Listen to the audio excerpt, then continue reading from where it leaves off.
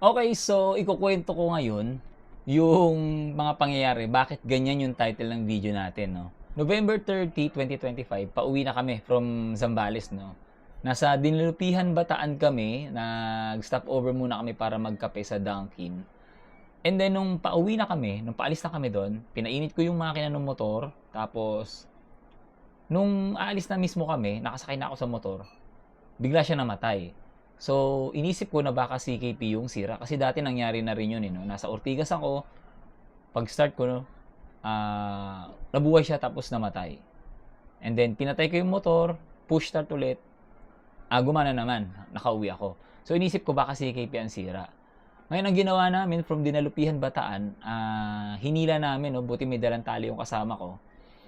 Hinila namin siya. Nag-start kami ng hilahan ng 8 PM, nakarating kami ng Tondo, almost 1 AM na. And then kinaumagahan sabi ko dun sa mekaniko, yung mekaniko ng JP Motorcycle Shop, kasi siya lang yung tanging mekaniko na pinagdadalhan ko ng motor na 'to dahil siya nga lang nakakaalam ng pasikot-sikot ng motor. Anyway, ang motor ko pala ay FKM Venture Ultimate 150 'no. Mayroon kasing standard edition 'yun, yung hindi siya masyadong loaded ng features. Pero ito kasing motor na 'to, loaded siya ng features 'no. Meron siyang camera, harap at likod, meron siyang GPS, tapos meron din 'tong mobile app na ginagamit 'no. Meron din siyang tire pressure monitoring system, malalaman mo kung flat na or malambot yung gulong mo. At saka marami pa siyang ano, features. Ngayon ang nangyari, sabi nung mekaniko, susunduin nila ako dito. So mula dito sa Tondo, sinundo ako, tapos tulak kami hanggang makarating kami ng Sampaloc 'no. Pagdating do'n hinubaran nila yung motor, tinanggal yung mga kaha, as in talagang hubad. Tapos chineck nila yung ano, yung pinakaproblema ng motor. Ang naging diagnosis nila BCU 'no, yung body control unit.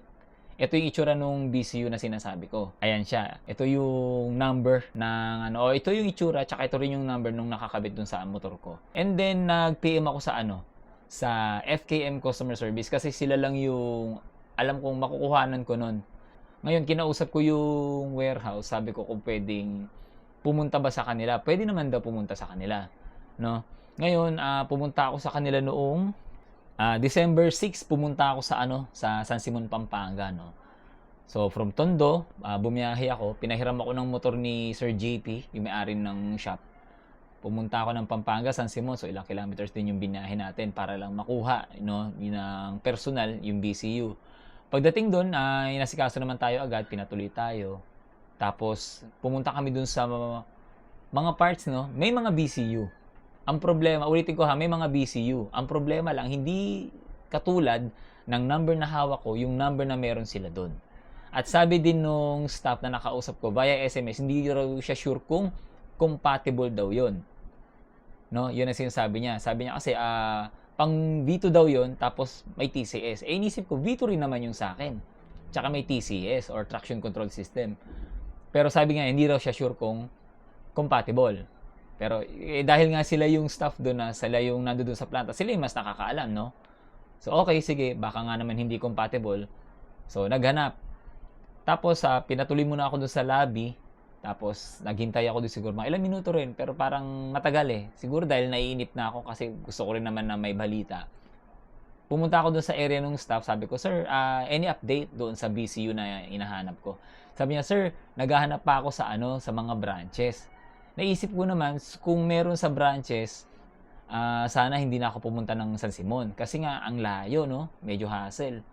Pero sabi niya, "Sige sir, hanapan kita dito."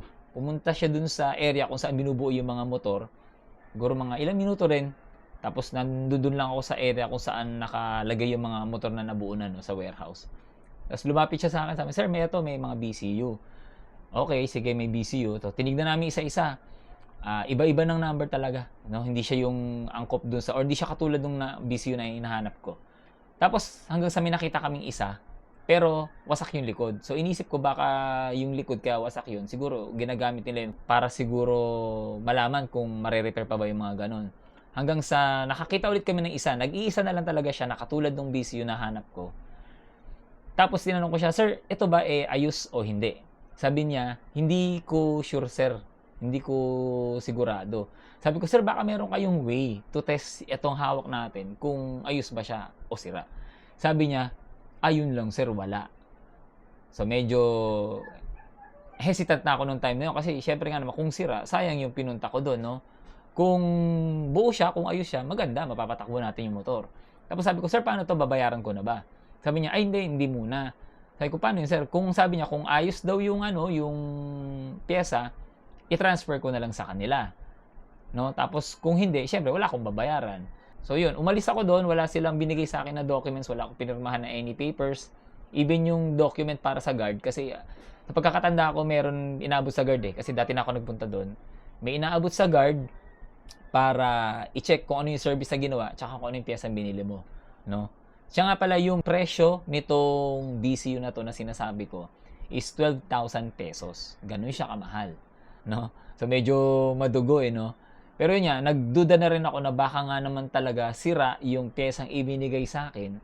Kasi nga kung ikaw meron kang binebenta, papayag ka ba na ibigay mo siya sa tao or sa customer tapos alis? Tapos babalitaan ka na lang na gumagana yung ano, yung produkto mo.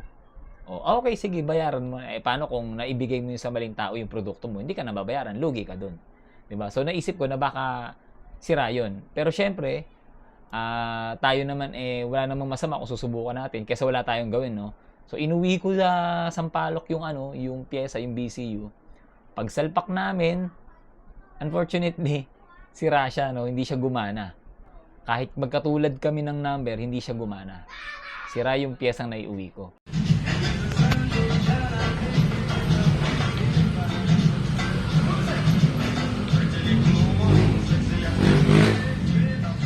Ay talaga sulinde.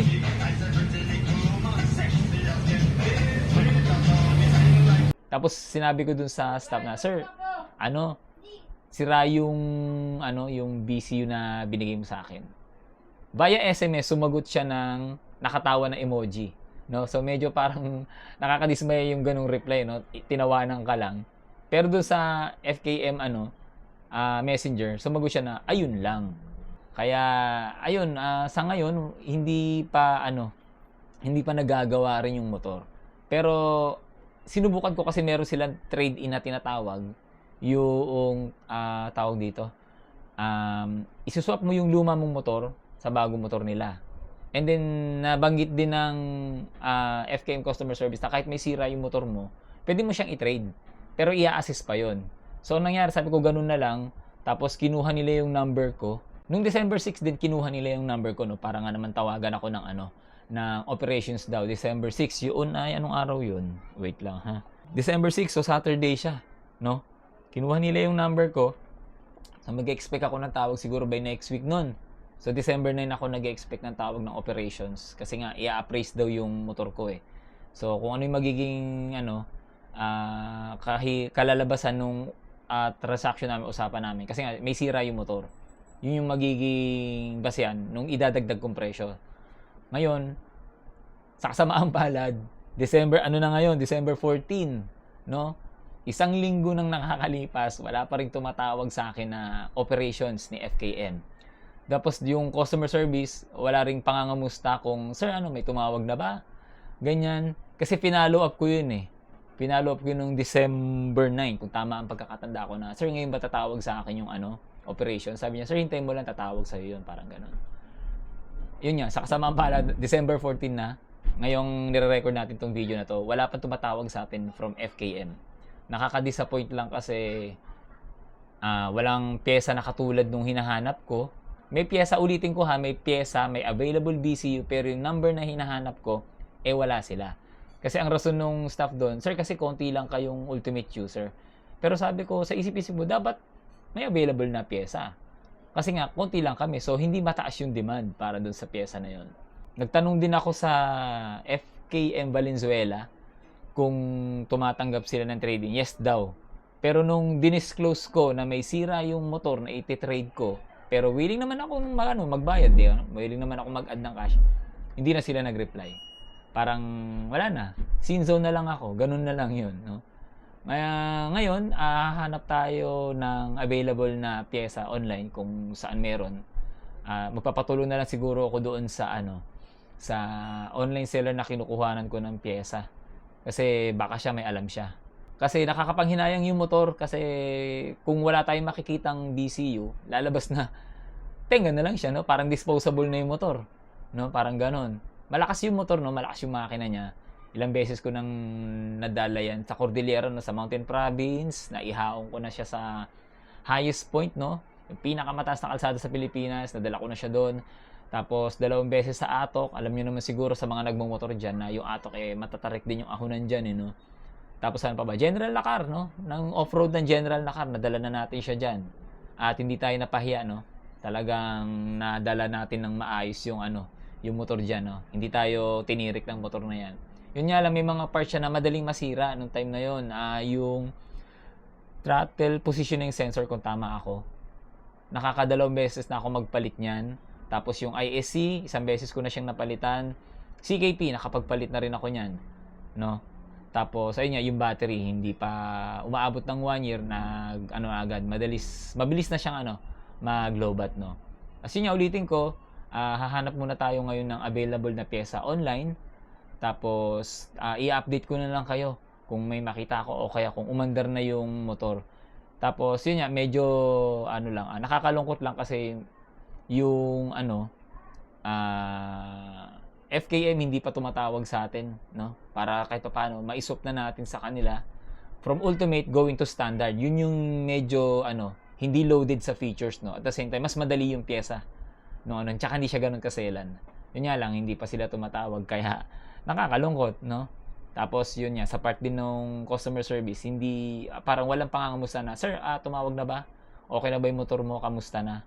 Parang gano'n, no? Tapos parang yun nga, wala silang way kung paano i-test yung parts bago ilabas, no? Parang nasayang lang yung effort natin ng pagpunta ng San Simon. So yun na lang, bali update ko na lang kayo kung ano yung magiging outcome nung paghahanap natin ng pyesa. Tsaka sana mapagana natin yung motor natin para magamit natin sa mga susunod pang lakwatsa. So hanggang dito na lang, at huwag kakalimutan, ang buhay ay masaya kapag may halong lakwatsa.